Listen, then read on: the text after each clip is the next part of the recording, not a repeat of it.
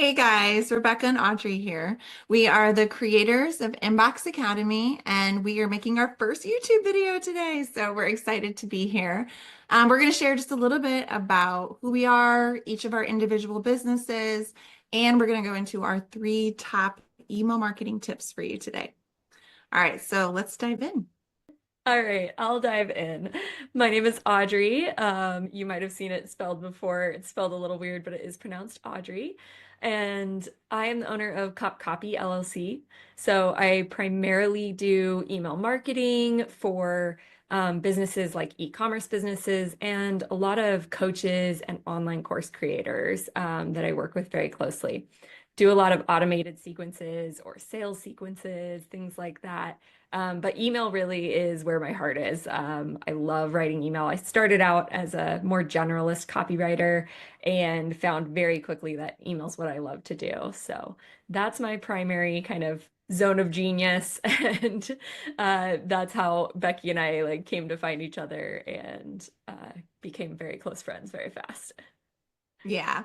Yeah. So for me, I also like Audrey, generalist. I was just doing copywriting all together, website copy, blogs, email, really whatever came my way as I was starting my freelance career. I was a single mom at the time, so two kids, very limited time. I was working some side jobs while building my business. And when I finally was able to go all in for my business, my freelancing, I realized there's not enough time in the day to get all the work that I needed to make the money I needed and be there for my kids and be everywhere at once. There's just not enough time. So when I started dabbling into email marketing, I realized, wow, like doing the back end was saving me so much time, but people were willing to pay me so much more, like hours and hours to write a blog, a couple days revising. I could do an hour doing back end work in an ESP and make what I needed, which was just, it blew my mind. And it was the answer to my prayers at that time, honestly. So I went all into email too. Audrey's a little different. She does mostly email or all email, and I do mostly email is how I say it. So my bulk of my retainers in my work is email marketing, but I do have some blogs and some social media stuff I do for other clients as well. That's just more for fun and something I enjoy on the side. So yeah, like Audrey said, we met up for coffee one day and talked about email marketing and kind of lost track of time and realized that we both had the same passion for email. So yeah, it was exciting. Yeah, Hmm. that experience of, a 1 hour coffee turning into it was like 1 p.m. and we're both like, oh, it's been 4 hours. I need to go. But we were just having so much fun. And that's what rolled into our partnership, which is that we kind of both realized that we had this skill that we had taken copywriting and added the skill of email backend work, working in the ESPs, which, in case you're unfamiliar, stands for email service provider. It's basically the app, the software that runs the email programs for you and actually sends out those emails and stuff for email marketing. And both of us had a lot of success in our business when we started offering that kind of full service to our clients of, here's not just the email copywriting, but I'm going to take care of everything for you, the design, the implementation, all of that. So that was really when our businesses took off.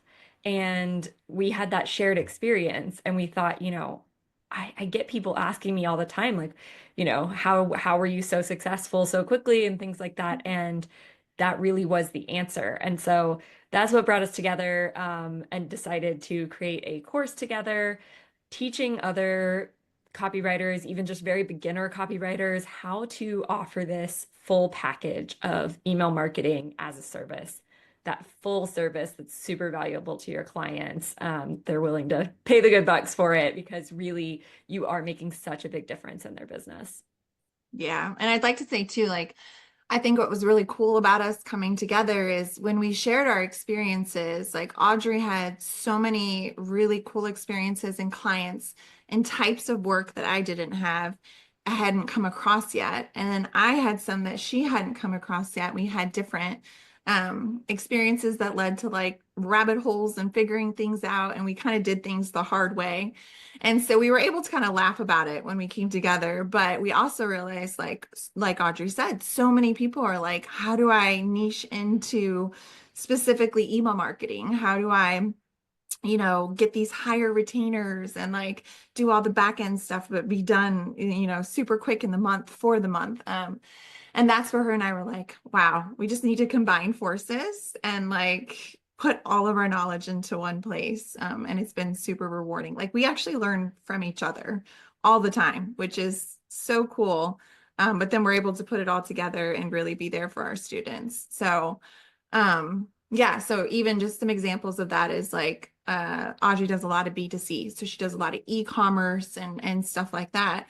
And I have experience in that. Some of my retainers are that, but I also have a lot of experience in B2B. So a lot of software companies and things like that, which can look different. It can feel different. The copy and the back end work can feel different. So yeah, I just love that we were able to kind of come together and make a full circle between the two of us.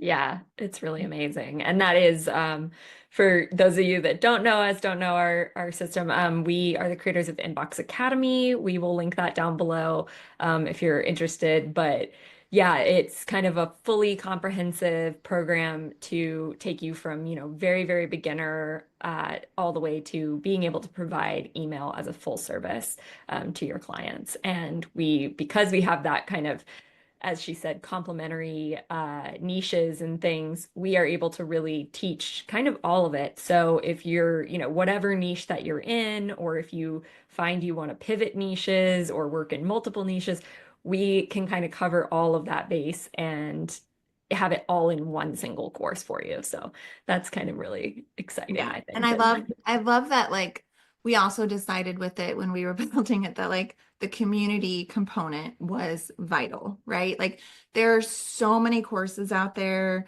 They're like, I mean, it's just a sea of courses and choices and freelancing stuff. And to have when you decide you want to go on email marketing, to know that you're going to go into a course that has literally everything you need, even as you're like signing on a client and figuring it out, but to also know you have the community and the encouragement and like other like-minded individuals rooting you on.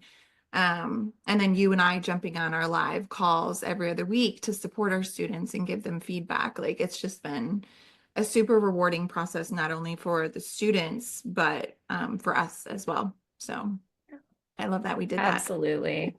Yeah, so that's a little intro to us and what we do, since this is our first YouTube video that we're jumping on here.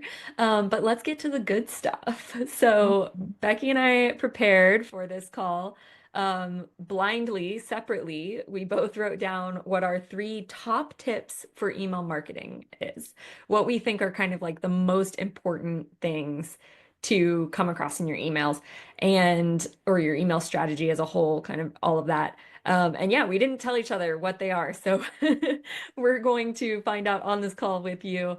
And if we say two of the same thing, then that just shows you it's extra, extra important. So do you want to Yeah. kick us off with your first one? Yeah. So I just want to say too, like, keep in mind whether you are completely new to freelancing and this interests you, or you're already a freelancer or copywriter and you've just been like, maybe you've done some email projects, maybe you haven't, and this, like, you're ready for that next step. Some of these sound generic, like they just sound like, duh, like anybody would, you could Google that and find it. It's so true. But keep in mind that some of these tips are, that's why I love email, is because it is so simple, but if it's done right, it is so effective. So, and it's crazy how many people that are doing emails for businesses and forget these simple, basic strategies. So, yeah, just keep that in mind. So, my first one I wrote down was your tone and your voice matters. And what I mean by this is relating to more of the conversational feel of emails. You cannot go into email marketing writing like you're writing an informational blog or you're writing a college essay or anything like that. You have to remember that when you write an email, it's like sitting with a friend and chatting over coffee, right? It is conversational. It's easy to read. It leads into the point pretty quickly. Like you're not gonna like, skirt around a little bit. So that would be my number one tip is I mean, I don't know about you, but as soon as you start reading something, as soon as you start watching a reel, as soon as you instantly decide within seconds whether or not this is capturing you and you're just bored and you're done, or you're like, oh, I want to read more. That's the goal with email marketing. So that would be my number Yes. one top tip. I love that so much because you want to know what my number one was? Same. I wrote down have personality, have a Yes. voice. Yeah. Yes. And I think it's important to remember that like I think when we say, personality, people instantly think of it being like a loud personality that's funny or clever and all these things. That doesn't have to be the personality can be sweet and gentle and encouraging. You just need to have a voice Mm. and a style that feels like a real person. That kind of like you said, that conversational piece that it and just to feel like a true human is on the line there and that it's not being written by a robot even though I'm sure we will have conversations on this YouTube channel at some point about the AI and things like that but regardless of whether those are being used or not, when the reader reads it, it needs to feel like a human on the other side, I think. And that comes from that voice, that personality that you have when you're writing. So I love that we have the same, pretty much the same thing. I Um, mean, if you think about it, though, I love that that was number one for both of us. But if you think about it, it's like, what is the point of the other stuff if they're not going to read it to begin with? You know what I mean? So, like, yeah, it makes sense that it was both of our number ones. Do you want to go for your number two? sure. Okay. So my number two was find some level of consistency. Hmm. And I say that can mean a lot of different things. And it's one of those you'll hear me say a lot, like my favorite phrase, it depends. Like people will say, well, what is consistency? How often does it need to be and stuff? And typically I say, absolutely you need to be emailing no less than once a month. And really for most scenarios, would say it really should be at least twice a month, at least every other week. I think especially if you don't have, if your brand or your personality, well, really your like branding and your content really, really stand out, then maybe once a month is good enough. But if there's like any level of blandness to it, then you're going to be forgotten so quickly. People are inundated with information so much now. Like the number of emails that they receive every day. And the thing that you have to remember is not everybody's going to read every email. So if you're emailing once a month, but they miss 50% of your emails, they're only hearing from you once every other month. And I have that experience with, I've signed up for Substacks from writers who, when I read their stuff, was really engaging and I wanted to hear from them. And I signed up for their emails. And 3 months down the road, I get an email from them, and I'm like, I don't even remember who this is. I don't remember signing up for this. And it's really sad because I immediately am kind of disengaged, and yet I did want to hear from that person. I signed up for it for a reason. So I would say that that's kind of one of the primary tips for me is, being consistent, showing up, developing that relationship so that they recognize you and are excited to see you in their inbox. Because it really is, like we said, that human to human component is so important and feeling like you get to know someone, that you're like building that relationship with them. Yeah, I love that. I think that like you nailed it. There's really nothing I could even say to comment on that, but like you're right. It is so easy to forget. Like Mhm. you want your personality to stand out, even if it's not an individual, right? Like sometimes people think for a business, a bigger business, it's hard to make the voice stand out, right? It's hard to give it a specific personality, but it's really not. Like, you tap into their brand voice, their website, the copy that they have, you make it fun, you make it engaging. But yeah, I really love that. I actually didn't have that one on my list, so I'm happy that you did. All right, let's hear yours. All right. So number two for me is don't underestimate your subject line and your preview lines. So again, this is something you're going to see everywhere, but it is crucial because it is your first impression, right? It is people read that subject and preview line, whether not even just the copy, like I'm talking about being cut off, mobile optimized, and the copy, like all of it. Don't underestimate the power because when they look at that, they decide whether or not they want to open it, right? It is an absolute direct correlation to your open rates. So that is on my number two. And my advice for that would be checking mobile and desktop, making sure things aren't cutting out, test, test, test, right?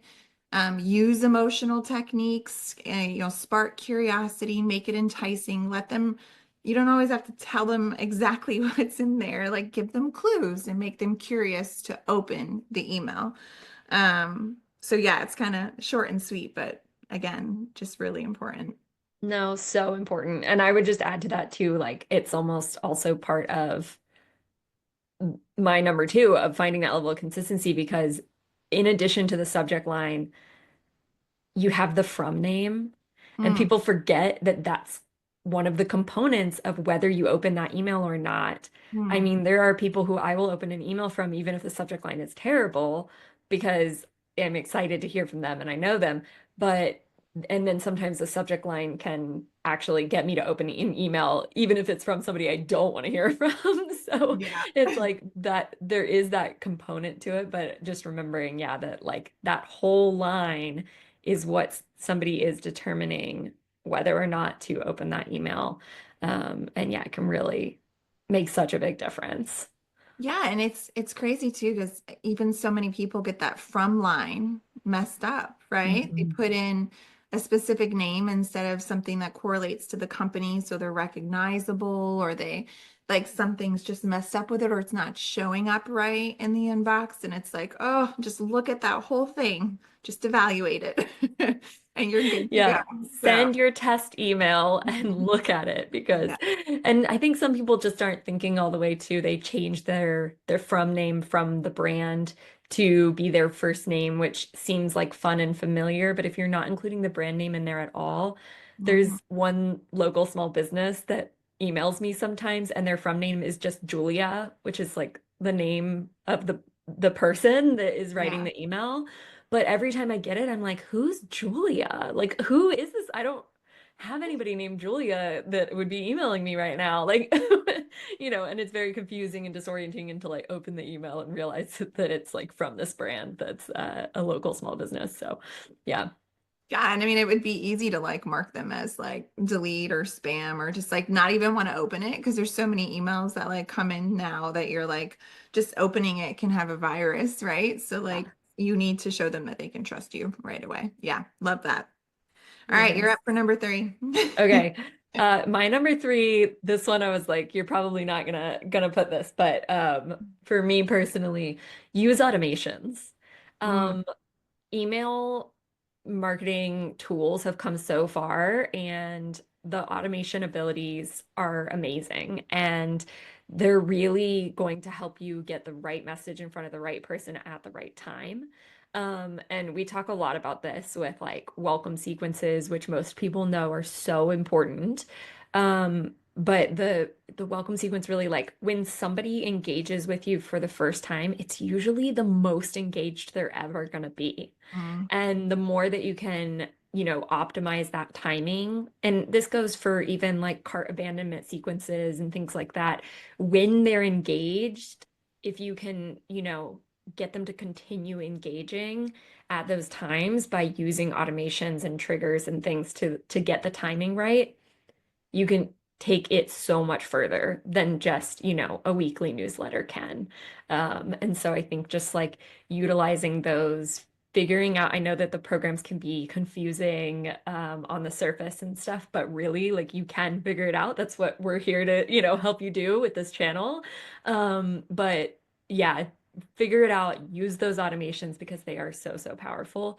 And in addition, if you struggle to, do number two, finding consistency for my list, those automations can really do some heavy lifting for you there, right? You can create, I've known creators that are like, I have zero time. But I've, been trying to write an email once a week, but kind of failing here and there and stuff. You can create a nurture sequence that's months long so that when somebody joins your list, they're getting an email from you every single week for months without you having to lift a finger, of like all this work that you've already put in, turning that into an automation. So there's options out there. There's endless reasons that I think automations are incredible. And I just wanted to kind of, it's a very broad one, but I think it's so important. So No, I mean, it just does so much work for you. There's literally like, I feel like I can't even think of a business where at least a welcome automation is not going to benefit them. Like, I can't think of any exception to that, you know? So yeah, you're right. It does the engagement for you. You almost can view it as like a one and done project. Like get it done, Mhm. set it up and let it do some, like you said, like heavy lifting for you and like focus on what you need to, and then try to get into it gives you a little bit of like grace period, I feel like. Mhm. So yeah, that's a good one because I did not have that on mine either. Um, Okay, so number three for me, and we kind of talked about this with the subject line and preview line, but again, it's so big for me and it's so big today that I had to put it on my list, which was don't skip optimizing for mobile. And I know, like, again, I've already talked about it a little bit, but I'm talking about not only the subject line, preview line I'm talking about inside your email, right? We tend to create emails and it's a desktop, like in most ESPs, email service providers, you're going to create it in a desktop preview, kind of. And then you're going to send yourself a test and you're already on your computer. So you're going to jump into your email and you're going to look at it on your computer. But it is insane how many sales you can lose if it is not optimized for mobile and everybody is on their phone. Yes, most email marketers are on their computer creating emails, but most people reading them on the other end are on their phone. Um, so just, I mean, some things to consider is like your logo being cut off, or if somebody has like dark theme on, your logo disappearing like completely if it's a dark logo, like with, black writing or something. GIFs being too big and taking up too much space where they can't even open the email, text being cut off, buttons being cut off, your CTA. And another tip I would say for mobile optimization is we talk a lot about in our course too is above the fold. So in an email, you want to have a call to action, which is a CTA is what I'm referring to when I say that. And um, that first bit of screen they see when they open your email, you want to give them something to do. And that first, before they've got to swipe and go down to the second fold or the third fold, right? And that has made a huge difference when it comes to conversions and even people that want to keep opening your emails, right? Open rates for future campaigns. So I put that one on there because it's something I've seen it just grows every year how much Yeah. we need to make sure our emails are mobile optimized. Yes, I love that so much. That is will make such a huge difference for so many people, like really, really quickly. Yeah. If you haven't been doing it, to jump in and start doing that because there can be very little things like you said about, yeah, an image might look good, and especially if you have text in an image and then the phone shrinks it down, can you still read that text and things like that? It really can get wonky. I've also seen a lot of people do like a symmetrical header with like a symbol on each end, but then on a phone it wraps around and it looks super weird. Or like a button text is super long and it looks fine on a desktop, but then on a phone it becomes this giant button with like multiple lines of text, like all of those things. And in addition, I would say one of the biggest beginner mistakes that I see is the paragraph length. Right? They Um, want to create these big old paragraphs that would look fine on a desktop, but on a phone, it just creates this block of text that is so daunting to read that most people will just bounce out, right? Mhm. And so, yeah, definitely mobile optimization. I love that tip. And I think too, a lot of people don't realize you can actually usually see on your own ESP backend what percentage of people in your audience are opening on phone versus Mhm. laptop and different devices. And that can be really, really helpful for deciding like how much stock you're going to put in. Because let's say you're working for like a B2B business that sends to a lot of people's work email, you actually might have, 80% of people opening on their lap or computer screen still. But most like e-commerce companies and stuff, they're going to be like 80% phone now. So knowing what that number is can help you make some design decisions and stuff, of like which way to, if you have to make a decision that, you want to optimize for both as much as possible, but if you have to make a decision like this, it looks a little better on phone, wish I could do it this way for a computer, you can really make those decisions with that information in mind and make an informed Yeah. decision. So, Yeah, if you're like stuck between a rock and a hard place and you're like, I tried to fix this and I've just got to go with one, this email's got to go out tomorrow. Like, at the end of the day, if 80% are on their desktop, I'm just going to make it better for desktop. Yeah, I love that tip because sometimes you have to make tough decisions like that. It doesn't work perfectly in every situation. So that's a good one. Wow, we went through them pretty fast. Out yeah. of us. And I think they were a good like compliment to each other. Yeah. Yeah, I love that our first one was the same and then our others were completely different, but like really valuable. Yeah. Yeah, not surprised by that. All right. Well, we will wrap up our this first edition of our YouTube channel, and we will be back with you guys with more email marketing tips coming up in the future. And until then, we are email marketers, so our best stuff is usually delivered via email. So if you want to join us on our email list, we will put the link in the show notes below. And we can't wait to see you guys again. Bye, guys.